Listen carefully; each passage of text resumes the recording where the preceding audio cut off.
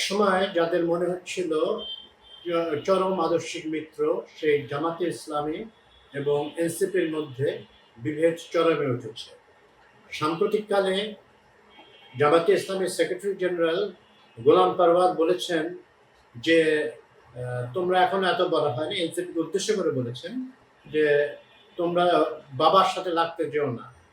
মানে উনি বলতে এটা সভাপতি বলতে চেয়েছেন যে আহ, জামাত বাবা মানে তাদের তাদের থেকে অনেক অভিজ্ঞতা সম্পন্ন একটি দল এবং তাদেরকে এক ধরনের হুঁশিয়ারি দিয়েছেন।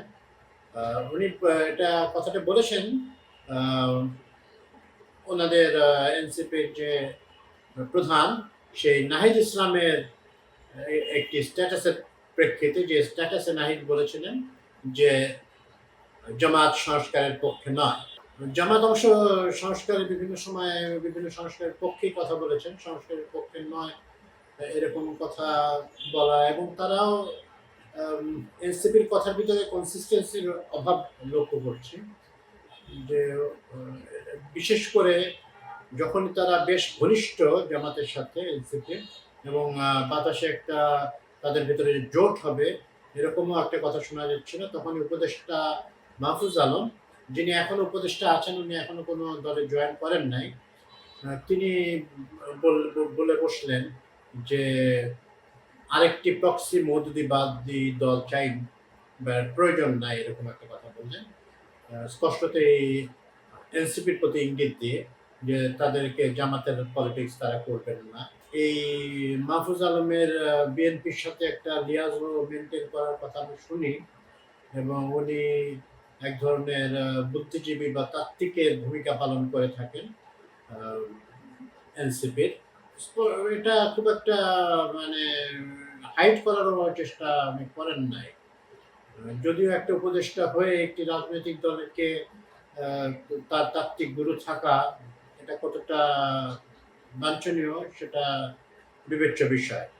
উনি এভাবে ওনার স্ট্যান্স হচ্ছে এটা একটা মানে এনসিপিকে একটা সেন্ট্রাল দল হতে হবে। উনি যদি উপদেষ্টা পদ ছেড়ে এসে এনসিপিকে জয়েন করে তার দিকে ডিরেক্ট করতেন ওই দিকে সেন্ট্রাল দলের দিকে, তাহলে হয়তো ভালো হতো। যাই হোক, এনসিপির ভিতরে কিছু বিভাজন রেখা আছে। এক পক্ষ যেমন একটু ইসলামিস্ট টেন্ডেন্সি আছে তাদের ভিতরে, এবং আরেক পক্ষ সেন্ট্রিস্ট কথাটি যদি খুব পপুলার, মূলত বিএনপি পন্থী বা এরকম মনে হচ্ছে আর কি। আরেকটা দল মানে স্বতন্ত্র বৈশিষ্ট্য, এটা হচ্ছে দুর্বলতার অংশ, তারা একটা এনসিপির স্বতন্ত্র বৈশিষ্ট্য নিয়ে চলবে এরকমটি চাচ্ছে। তো জামাতের বিরুদ্ধে আরো অনেক কথাবার্তা বলছেন, এই নাসিরউদ্দিন পাটোয়ারি সাহেব বলেছেন, আরো অনেকেই বলেছেন যে এনারা এই পিআরএ নিম্নকক্ষের দাবি তোলাটা অন্যায় করেছেন, এটা করে বিরাট অন্যায় করে ফেলেছেন। জামাত আসলে এটা রেসপন্স করেছে। এনসিপি তো আসলে তাদেরকে জুলাই যোদ্ধা হিসেবে সম্মান দিয়ে জামাত কথা বলে থাকে। পারওয়ার সাহেব যে বক্তব্য দিলেন সেখানে উনি কিন্তু বারবার বলেছেন যে তোমরা আত্মদান করেছো জুলাই যুদ্ধে, মানে জুলাই গণ অভ্যুত্থানে অগ্রণী ভূমিকা পালন করেছো, তোমাদের প্রতি রেসপেক্ট আছে, কিন্তু পলিটিক্সে তোমরা এখনো অনেক নবীন রাজনীতির মাঠে, এখানে তোমরা বলো। কিন্তু এনসিপিও নিজেকে তো প্রাসঙ্গিক রাখার জন্য কথা বলতে হয়। তারা বিএনপির বিরুদ্ধেও কথা বলে, এখন একটু কম বলে, আবার এখন জামাতটাই তাদের মেইন টার্গেট, এবং আওয়ামী লীগ তো অবশ্যই আওয়ামী লীগের বিরুদ্ধে কথা বলে, আওয়ামী লীগের বিরুদ্ধে তিনটা দলই কথা বলে, বিএনপি, জামাত এবং এনসিপি। তবে জামাতের টোন একটু চেঞ্জ হচ্ছে। তারা এই কিছুদিন আগে একজন জামাত নেতা বললেন যে জামাত তো দুশ্মন না আওয়ামী লীগের, এবং আওয়ামী লীগ নাকি এটা এতদিনে বুঝতে পারে যাওয়া উচিত। এটা মানে বিনা আমেকে বজ্রপাতের মতো এরকম একটা কথা কেন বলবেন? আপনার ওনাদের দলের বড় বড় নেতারা তো আওয়ামী লীগ আমলে একটা প্রশ্নবিদ্ধ বিচার প্রক্রিয়ায় তাদেরকে ফাঁসিতে লটকানো হয়। তো এবং তারা বিএনপি যেমন নির্যাতন ভোগ করেছে, জামাতও কম ভোগ করে নাই। তো জামাতকে আমরা কখনো তেমনভাবে আরকি মাঠে দেখি নাই আওয়ামী লীগের এইসব ঝটিকা মিছিল-টিছিল ইত্যাদি বা বিভিন্ন কার্যক্রম প্রতিহত করার ক্ষেত্রে। এখানে বিএনপি বেশি সক্রিয় ভূমিকা পালন করেছে। তো এখন বিএনপিও একটু হাত গুটিয়ে নিচ্ছে। এখন সবারই এখন আওয়ামী লীগের ভোট টাকে অ্যাট্রাক্ট করার চেষ্টা হয়তো করছে। তো এটা আমার মনে হয় না খুব বেশি সফল কোনো আওয়ামী লীগ কোনো ব্লক হিসেবে ভোট দেবে। তো যাই হোক এনসিপি এবং জামাতের ভিতরে সম্পর্কটা ক্রমাবনতির দিকেই যাচ্ছে। এবং হয়তোবা যে এনসিপি চাচ্ছেন যে এনসিপি নেতৃবৃন্দ চাচ্ছেন আরকি যে তারা একটি মোটামুটি একটা বিএনপির সাথে কোনো রাজনৈতিক অ্যালায়েন্স করা যায় কিনা এরকম কথাবার্তা উঠেছে। তো ওনারা অবশ্য জুলাই সনদে সই করেননি। এখন বলছেন যে নানা শর্ত সাপেক্ষে সই করবেন তারা। তাদের বিভিন্ন শর্তগুলো পূরণ হলে তারা সই করলেও করতে পারে। এরকম একটা পাওয়া গেছে। আবার আজকে ইন্টারেস্টিংলি জামাত বলছে যে তাদের যেসব শর্ত আছে তারা না করলে তারা সই উইথড্র করে। সই এখন কিভাবে উইথড্র করবেন তারা? একবার সই করে ফেলার পরে কেমনে উইথড্র করবেন? দেখা যাক কি হয়। সব মিলিয়ে বাংলাদেশের রাজনীতি বেশ ঘোলাটে পরিস্থিতিতে দিকে যাচ্ছে।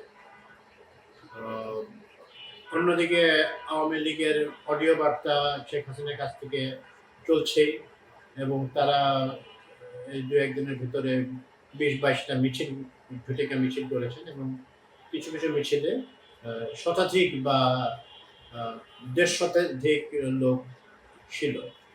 স্বল্পস্থায়ী যেরকম যে ঝটিকা মিছিল যেমনটি হয় তেমনটি হয়েছে এবং তারা মোটামুটি দ্রুতই মিছিল শেষ করেন। এটা ঝটিকা মিছিলের যে ক্যারেক্টার শেষ করে গেছেন, কিন্তু এটা ইন্টেলিজেন্স ফেলিয়ারও একটা এক ধরনের কাজ। তো পুলিশ বেশ কিছু লোককে অ্যারেস্ট করেছে, ১৩০-৩৫ জনকে অ্যারেস্ট করেছেন তারা। অ্যারেস্ট অব্যাহত থাকবে তারা যদি এরকম করতে থাকে।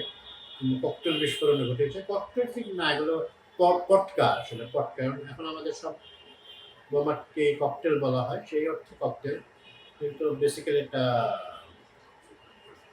পটকা জাতীয় জিনিস ফুটিয়ে মানে ধরনের সরে পড়েছে। তো এগুলো করে তাদের কি লাভ হবে জানা যাচ্ছে না। তারা সব মিলিয়ে রাজনৈতিক পরিস্থিতিতে আওয়ামী লীগ এখনো আমি মনে করি যে এখনো তারা খুব একটা প্রাসঙ্গিক কিছু না।